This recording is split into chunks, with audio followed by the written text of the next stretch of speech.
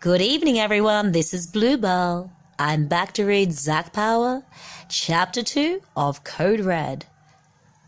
We're going back on Mega Mission 2. It's a dangerous mission. So far we have. This time, it's going to take more than 24 hours for Code Red. Zack Power's evil double is on the loose, and only the real Zack can stop him. So why won't GIB tell Zack what's really going on? Now, you're going to see a bit of this in this chapter 2 here.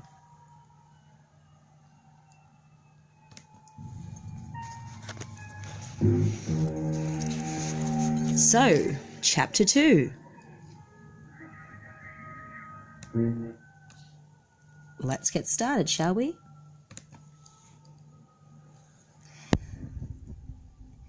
Zack and Agent Cougar climbed out of the helicopter into the storage hangar. The place was buzzing with activity. There were agents running in every direction. A nervous-looking boy about Zack's age came racing up to them. "Agent Cougar!" he asked. "Agent, Big Boss wants to see you immediately." Cougar nodded, and the boy led him away. A second later, a group of agents in green uniforms dashed past, almost bowling Zack over. They hopped into a row of identical motorbikes and they zoomed away up the entry tunnel. "Medical team," a voice behind him explained. "They're heading over to get the people from the other two choppers." Zack looked around. It was his older brother, Leon. "Don't worry, they're all fine," Leon added. "Just a few little bumps and bruises." "Good," said Zack, relaxing slightly. "So, who is he?" Leon asked. "Who's this big agent who's gonna wipe out all of our gadgets, hey?" Zack hadn't figured out how to answer this question. He's, I don't know who he is, but he looks exactly like me. An identical twin or something. Someone in disguise then, said Leon thoughtfully. "No," said Zack firmly. "It was too perfect to be a disguise. It was like looking into a mirror." "So what, there's another Zack Power out there?" Leon said slowly. "And he's working for Big? Is that what you're saying?" "I don't know what I'm saying," said Zack. He sighed.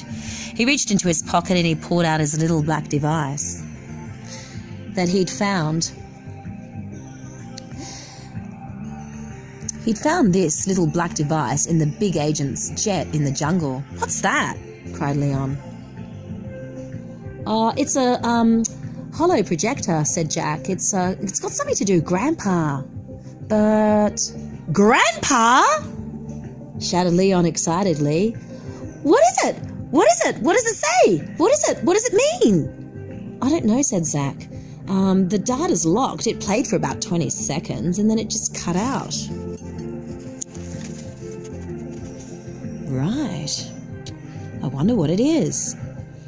It sounds like Big might know where Grandpa is then." Leon's jaw dropped. "How?" he said. "Grandpa's been missing for years. No one knows where he is, Zack." Zack just shrugged. "You've just got to show the holo projector to Agent Big Boss," said Leon. "Maybe we can finally find out what happened to Grandpa." But at that moment, the nervous boy reappeared. "Agent Rockstar, Agent Big Boss wants to see you," he said. "Right," Zack nodded, turning to leave. "Hang on," said Leon. "What's that around your neck, huh?" "This thing? Oh, I don't know. It belonged to the big agent." Zack handed Leon the little computer chip that the big agent had dropped. "I'd better go see the big boss," Zack said. "See you at home, eh?" "Bye," said Leon, examining the chip further. Zack took the lift down to the Agent Big Boss's floor. As soon as the lift doors opened, a swarm of security agents surrounded Zack, pressing him back against the cold steel wall. For a full 2 minutes he was poked, prodded, and scanned from every angle. "Sorry about that," said Agent Big Boss as the guards finally let him pass. "We just needed to be absolutely sure that you were the real Agent Rockstar and not the big look-alike." "Oh, it's okay," said Zack. "And congratulations on rescuing our captured agents," Big Boss added. "Thanks," said Zack, "but I was only able to rescue 5 of them. Their team leader was kidnapped. We're going to send out a search team, right?"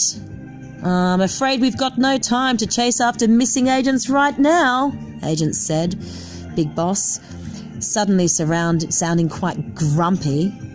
Zack was surprised, but wasn't that what any mission was for, he thought to himself.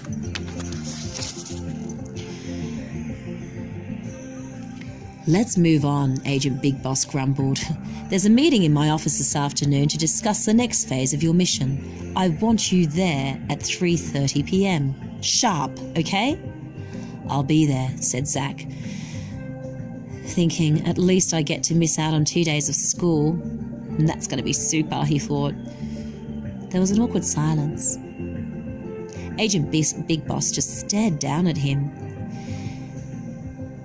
"Is there something else, Agent Rockstar?" "Yes," said Zack, pulling the hologram projector from his pocket. "I found this inside the big agent's jet." For a second, Agent Big Boss's eyes just went wide open, but he quickly recovered.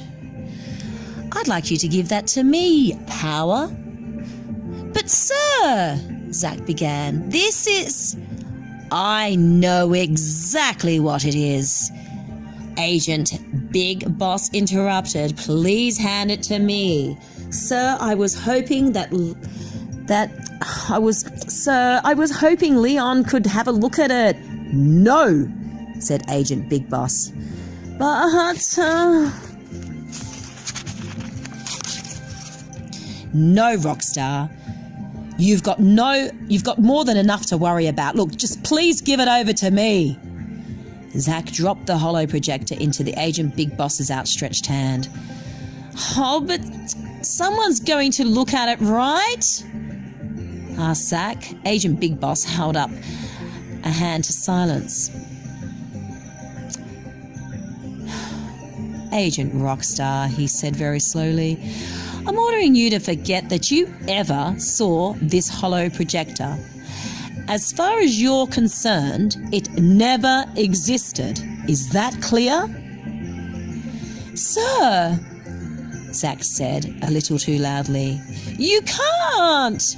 "I am the head of this spy agency, Rockstar," Agent Big Boss boomed. "Do not tell me what I can't do. One more outburst like that and I'll put you off this mission altogether. Is that what you want?"